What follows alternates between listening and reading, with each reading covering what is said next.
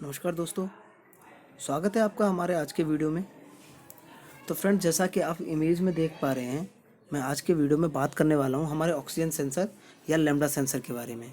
ठीक है फ्रेंड्स, तो इस वीडियो में हम बात करेंगे इस ऑक्सीजन सेंसर की वर्किंग प्रोसीजर की, किस लिए लगाया गया गाड़ी में, और इसके काम न करने पे हमारी गाड़ी में या हमारे व्हीकल ओनर्स को क्या क्या इम्पैक्ट देखने को मिल सकते हैं। तो ठीक है फ्रेंड्स, स्टार्ट करते हैं वीडियो को।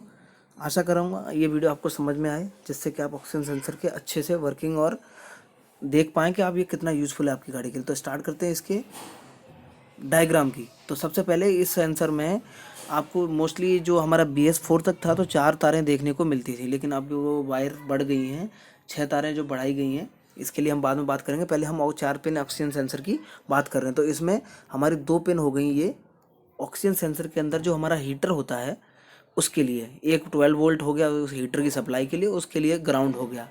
तो ये हीटर के जो इसमें देने का हीटर एलिमेंट देने का सेंसर में मतलब है कि जब ये सेंसर जब अपना काम करना स्टार्ट करता है तो उसका टेम्परेचर ही चाहिए 500 से 600 डिग्री सेल्सियस पे अपना काम करना स्टार्ट करता है।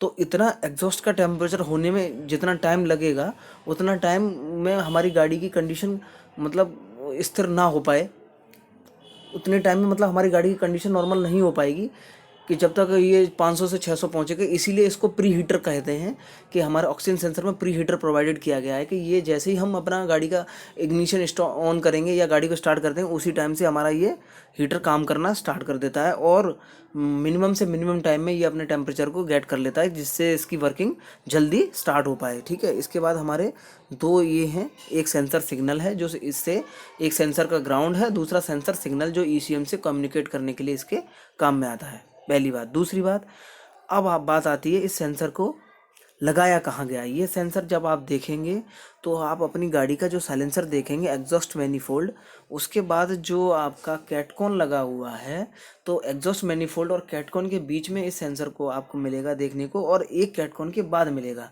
जो सेंसर कैटकॉन से पहले लगा हुआ है बेसिकली यही आपकी गाड़ी की ECM से मतलब कम्युनिकेट करता है, फ्यूल की कैलिब्रेशन सेट करता है, गाड़ी का एवरेज इसकी वजह से आता है आपकी का, गाड़ी माइलेज और पिकअप इसकी वजह से अच्छा देती है।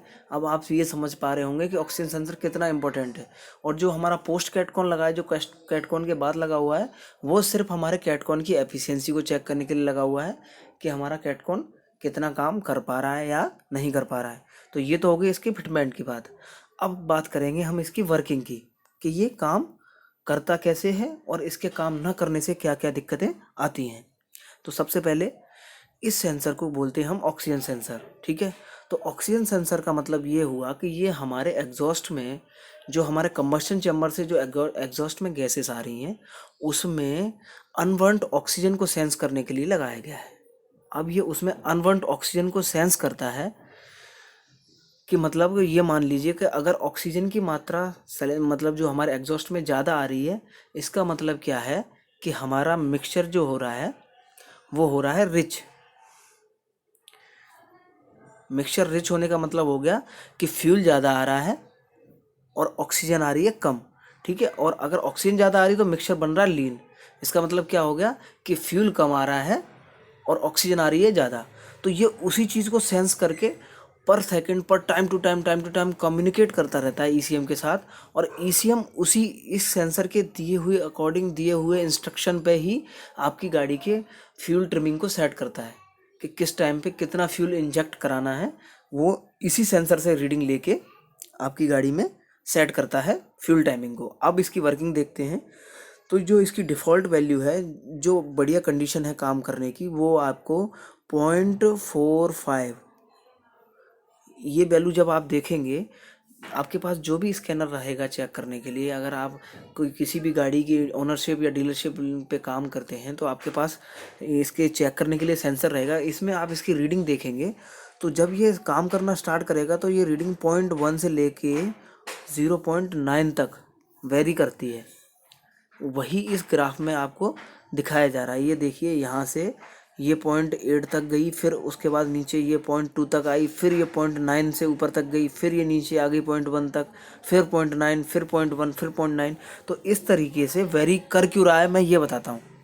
तो ये आपके एग्जॉस्ट में लगा हुआ है। ठीक है, जैसे ही आपके एग्जॉस्ट में मतलब इसने सेंस किया कि कि 0.8 हुआ, इसका मतलब क्या होगा, मिक्सचर रिच हो गया। मिक्सचर रिच का मतलब कि गैस ज़्यादा आ रही है और एयर की पार्टिकल कम है। तो जैसे ही ये ECU को सेंस करेगा, ECU फ्यूल की सप्लाई कम कर देगा और ये मिक्सचर नीचे की तरफ चल देगा। जैसे ही ये नीचे की तरफ आया, ये मिक्सचर यहाँ पर लीन हो गया। लीन का मतलब फ्यूल कम हो गया और एयर की कंसंट्रेशन ज़्यादा हो गई। तो जैसे ही ये सिग्नल पहुंचेगा, फिर ये मिक्सचर को रिच करना स्टार्ट कर देगा। ये मिक्सचर को रिच करना स्टार्ट किया ऊपर से, फिर सिग्नल मिलेगा ECM से कि मिक्सचर रिच हो गया, तो फिर लीन करना स्टार्ट कर देगा।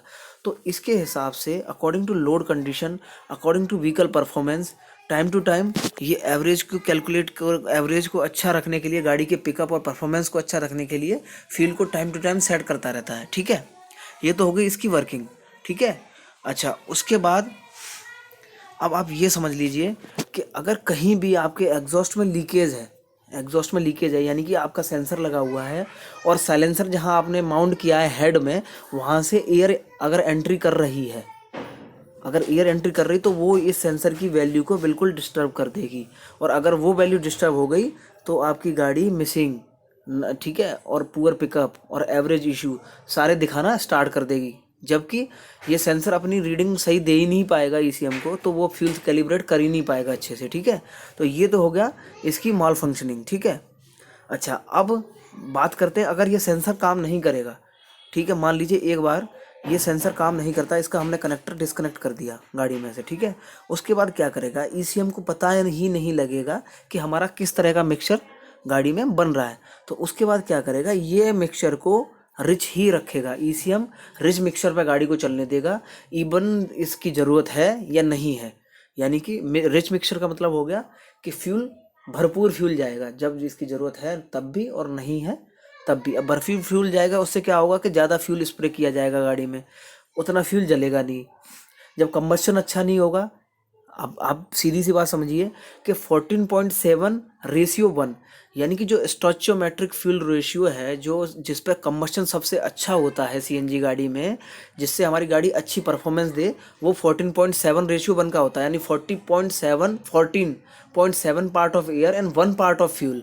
ठीक है, अब वो मिक्सचर बनाने के लिए ही ऑक्सीजन सेंसर रेगुलरली काम करता रहता है। अब जब मिक्सचर मतलब ऑटोमेटिकली ECM ओपन लूप में ही चला रहा है, यानी कि मिक्सचर को रिच ही रख रहा है, तो जब हमारी गाड़ी वो लोड कंडीशन में है तब भी उतना ही मिल रहा है, जब खाली चल रही है तब भी उतना ही मिल रहा है। तो हमारी गाड़ी ना तो एवरेज देगी, ना अच्छा पिकअप देगी, ना अच्छी लोड कैरिंग कैपेसिटी देगी, और ना ही 2 पैसे बचा के व्हीकल ओनर को देगी, ना ड्राइवर को कुछ देगी।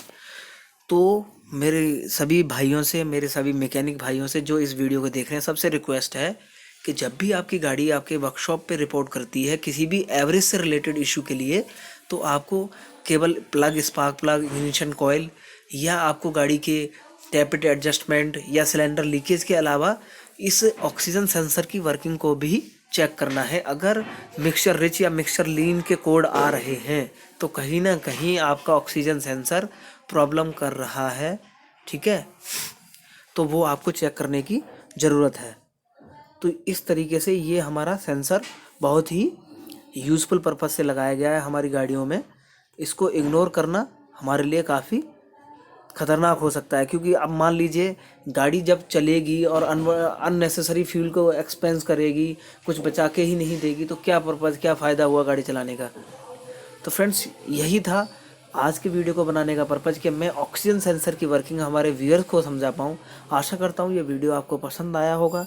अगर वीडियो समझ में आया, वीडियो पसंद आया है, तो वीडियो को लाइक करें, चैनल को सब्सक्राइब करें, और इस ऑक्सीजन सेंसर से या CNG गाड़ी के किसी भी कंपोनेंट से रिलेटेड इन्फॉर्मेशन के लिए कमेंट करें हमें, हम ज़रूर रिप्लाई करेंगे।